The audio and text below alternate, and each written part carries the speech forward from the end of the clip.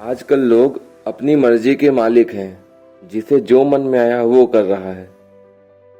लेकिन फिर भी अपनी सोशल लाइफ को बचाने के लिए कि समाज क्या कहेगा, वंश कैसे आगे बढ़ेगा, परिवार वालों से दिन रात से मिलने वाले तानों से कि शादी कर लूं, पोता पोती का मुंह दिखा दूं, ऐसी बातें सुन सुनकर लोग परिवार के खातिर अंत में शादी के बंधन में बंध ही जाते हैं। वो परिवार की खातिर शादी तो कर लेते हैं, लेकिन कुछ ही दिनों में उन्हें ये शादी का बंधन एक तरह से जेल लगने लगता है।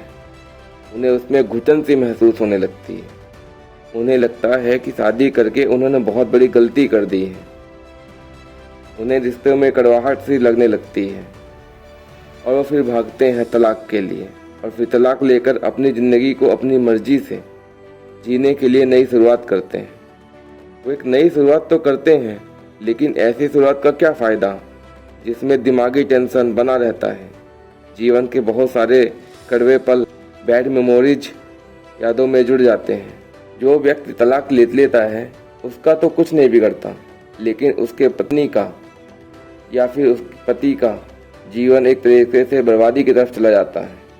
वो अपने आप को डिप्रेशन का रोगी मान लेता है। आप सभी गौतम बुद्ध जी को अच्छी तरीके से जानते होंगे। उन्होंने भी अपने परिवार के दबाव में आकर यशोधरा जी से शादी तो कर ली थी, लेकिन उनका मन गृहस्थ जीवन में कभी लगता नहीं था। बोले तो आम इंसान की तरह अपनी फैमिली लाइफ के साथ रहना उन्हें पसंद नहीं था। उन्हें एक तरीके से वो बोझ लगता था। और अंत में उन्होंने अपनी वाइफ यशोधरा, बेटे राहुल को और परिवार के अन्य मेंबर्स को बिना बताए रात में सबको सोता हुआ छोड़कर वन में चले गए थे, और ज्ञान के माध्यम से उन्होंने मोक्ष को प्राप्त कर लिया और अपना नाम पूरे विश्व में फैला दिया। लेकिन इसमें उनकी पत्नी और उनके बेटे का क्या कसूर था? जिस पत्नी को अपने पति के बिना और जिस पुत्र को अपने पिता के बिना पूरी लाइफ बितानी पड़ी, क्योंकि उस समय समाज इतना मॉडर्न नहीं था कि एक औरत बिना पति के अपना परिवार को आगे बढ़ा सके। गौतम बुद्ध जी की कहानी का सार यही है कि अगर आपको लगता है कि मैं शादी करके फंस जाऊंगा, निभा नहीं पाऊंगा रिश्तों को, तो शादी नहीं करनी चाहिए। शादी बहुत ज़्यादा सोच विचार करके करनी चाहिए। परिवार वालों और लोग क्या कहेंगे, उन्हें देखकर, उनकी बातें सुनकर अगर शादी के बंधन में बंध गए ना, तो किसी और की ज़िंदगी आप बर्बाद कर दोगे। शादी एक बहुत बड़ी जिम्मेदारी होती है। इसमें बंधने वाले हर प्रेमी जोड़े को एक दूसरे के साथ अच्छी तरीके से निभाना चाहिए, और साथ ही एक दूसरे के माता पिता की देखभाल के साथ साथ परिवार की इज्जत और मान मर्यादा का भी ध्यान रखना चाहिए। ये बातें सिर्फ लड़कियों के लिए ही लागू होती हैं, बल्कि लड़कों के लिए भी लागू होती हैं, क्योंकि आज के समय में बहुत सारे परिवार ऐसे होते हैं जिनकी संतानें सिर्फ इकलौती होती हैं, या तो लड़के होते हैं या तो लड़कियाँ होती हैं, और उनमें से भी जिनकी लड़कियाँ होती हैं तो शादी के बाद लड़कियाँ तो अपने परिवार को छोड़ के अपने लड़के के परिवार में चली जाती हैं। ऐसी स्थिति में बेटी के माता पिता की स्थिति शादी के बाद बहुत दयनीय हो जाती है। उनकी देखभाल करने के लिए कोई नहीं रहता है।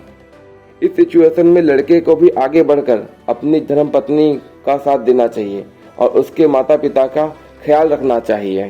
साफ शब्दों में कहें तो शादी की असली परिभाषा यही है कि शादी के बंधन में बंधने वाले जोड़े को एक दूसरे से प्यार सम्मान के साथ साथ एक दूसरे के सुख में दुख में जिंदगी भर का साथ निभाना चाहिए।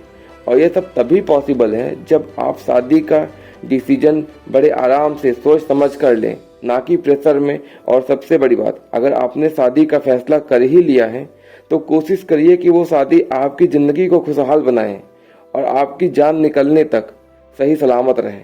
मैं मानता हूँ कि जीवन साथी चुनना आसान नहीं होता है, लेकिन डिसीजन तो लेना ही पड़ता है। लेकिन कुछ भी हो जाए, डिसीजन कभी भी प्रेशर में नहीं लेना चाहिए। जब तक आप फुल्ली मेंटली प्रिपेयर ना हो शादी के लिए, तब तक शादी नहीं करना चाहिए। चाहे आप फिजिकली प्रिपेयर होना चाहिए, चाहे आप फाइनेंशियली प्रिपेयर होना चाहिए, चाहे आप मेंटली प्रिपेयर होना चाहिए, लेकिन जब तक आप पूरी तरह से तैयार नहीं होंगे शादी के लिए, तब तक आप शादी के लिए कभी हाँ मत करिए, क्योंकि इससे आपकी ज़िंदगी तो बर्बाद होगी ही होगी, साथ में जो आपका जीवन साथी बनेगा उसकी भी ज़िंदगी बर्बाद हो जाएगी। तो वो उससे भविष्य में ना हो, उनसे बचने के लिए हमेशा यही कहा जाता है कि हो सके तो आप अंत तक, जब तक आप फुल्ली आपको ना लगे, कॉन्फिडेंस ना आए कि मैं इस रिश्ते को निभा पाऊँ, तब तक आप शादी ना करिए। वीडियो आपको कैसे लगी कमेंट करके जरूर बताइएगा। हो सके तो वीडियो को लाइक जरूर करिएगा और सब्सक्राइब करना, चैनल को सब्सक्राइब करना मत भूलिएगा। जय हिंद, जय भारत।